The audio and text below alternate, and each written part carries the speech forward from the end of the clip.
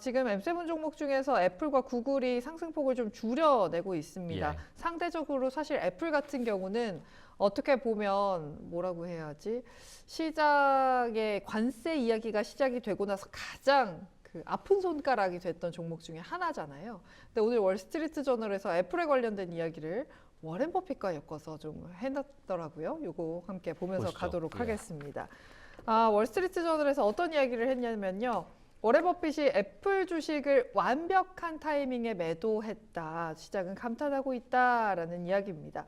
일단 앞서서 이 표부터 보시면 애플의 주가 그리고 버크셔 해서웨이의 주가 함께 보고 계십니다. 버크셔 해서웨이가 이번 관세 폭탄 이 변동성이 심한 시장에서 굉장히 잘 버틴 종목 중에 와. 하나였거든요.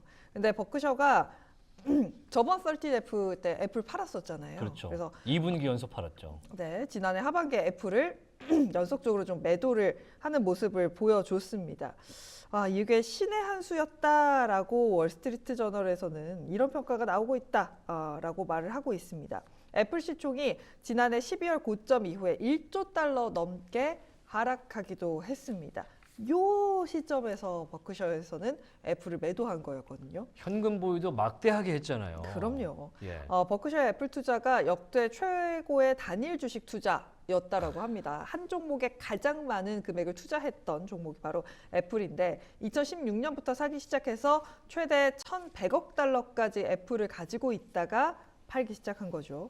그래서 사실 너무 많이 사니까 이 버크셔의 주주들이 너무 포트폴리오 집중인 거 아니냐 뭐 이런 이야기도 있었고 시장에 대한 어떤 뷰가 있었던 건지 모르겠으나 지난해 일부 좀 매도하는 모습을 보여줬습니다.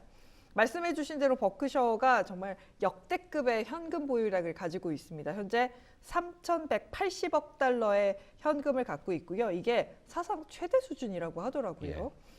향후 약세장이 본격화됐을 때 대량 우량주를 좀 저가 매입 기회로 삼으려고 하는 것이 아니냐라는 게 시장의 분석이고요.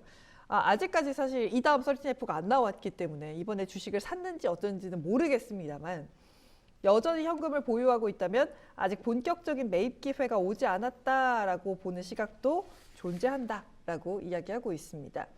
결론적으로는 워렌 버핏 그러니까 버크셔 해서웨이의 이번 애플 매도는 단기적으로 뭐 시황을 막 정확하게 탁 맞췄다 이런 거라기보다는 고평가된 시장에서 보수적인 판단, 현금 유동성 확보 전략의 일환이라는 점에서 주목해봐야 한다. 제가 어제도 말씀드렸었잖아요.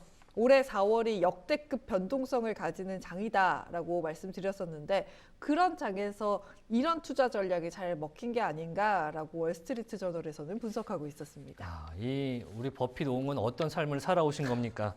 정말 그 시장을 보는 눈이 모두가 근데 이야기는 했어요. 네. 2년 연속 20% 이상을 성장한 미국 증시였다.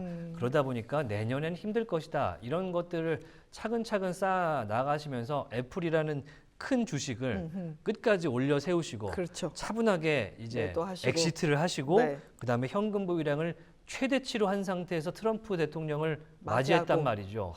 이게 어떤 감각과 어떤 철학에서 나오는지 정말 많이 배우고 싶습니다. 그런 의미에서 이제 13F가 1분기가 지난 마감된 이후에 13F는 이제 5월 15일자로 네. 발표가 되기 때문에 얼마 안 남았거든요.